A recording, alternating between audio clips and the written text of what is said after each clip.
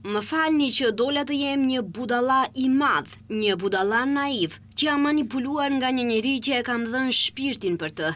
Këto ishin fjalët përfundimtare nga njëri prej të akuzuarve për vrasjen e Vanjas dhe Pançes, Veli Bormanev, referuar të akuzuarit kryesor të rastit Lup Çopalevskit, nga I cili tha se ka përjetuar çgënjimin më të madh. Ai edhe sot theksoi se Palevski u ka thënë për një plan rrëmbimi të një gruaje, nga e cila do të kërkonin para dhe më pas do ta lëshonin, dhe se nuk ju është thënë në asnjë moment plani për vrasje.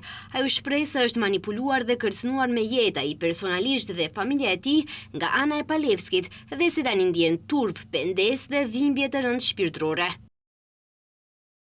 Dola një budall naif, I cili shkatëroi jetën e tij, humba miqt, besimin dhe veten time. E gjithë kjo po më ndodh nga një njeri që I kam ndihmuar shumë. Tani mbetet vetëm të dëgjoj edhe dënimin për veprën që më ngarkohet dhe me turpin, pendesën dhe dhimbjen shpirtërore, të mendoj për 1 milion përgjigje e pyetjeve të papërgjigjura. Më falni që dola aq budalla. I penduar se e ka dëgjuar Lup Çopalevskin u shpreh edhe I akuzuari tjetër Vllatko Keshishev, tha se ka qenë I pranishëm në të dyja vrasjet. Pendohem shumë që e kam dëgjuar Pallçën pa menduar, I kam besuar shumë, nuk po e sulmoj, po tregoj se si ndjehem, kam qenë I dëgjueshëm, pa e ditur dhe pa pasur për qëllim vrasjen. E kam ditur, kam dëgjuar sepse nga 24 orë isha aty, se bëhe fjalë për rrëmbim dhe për zhvatje, dhe jo për raste tragjike që ndodhen. Babai I Vanjas në fjalët përfundimtare kërkoi nga Pallço të tregojë se pse ka vrarë vajzën e tij. Njëri nga të akuzuarit Palevski si një person që I ka përgjigjet e të gjitha pyetjeve, pikërisht për këtë dhe jo vetëm nga këto arsye, I drejtohen Palevskit.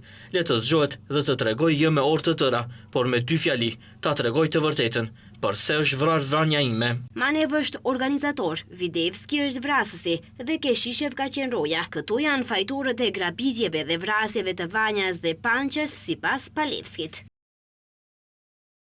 Do ta respektoj dëshirën e të akuzuarit Aleksandar Gjorçevski që të përgjigjem pse u vra një fëmijë pafajshëm, Vanja Gjorçevska e tij, por nuk mund ta bëj këtë brenda 2 minutash.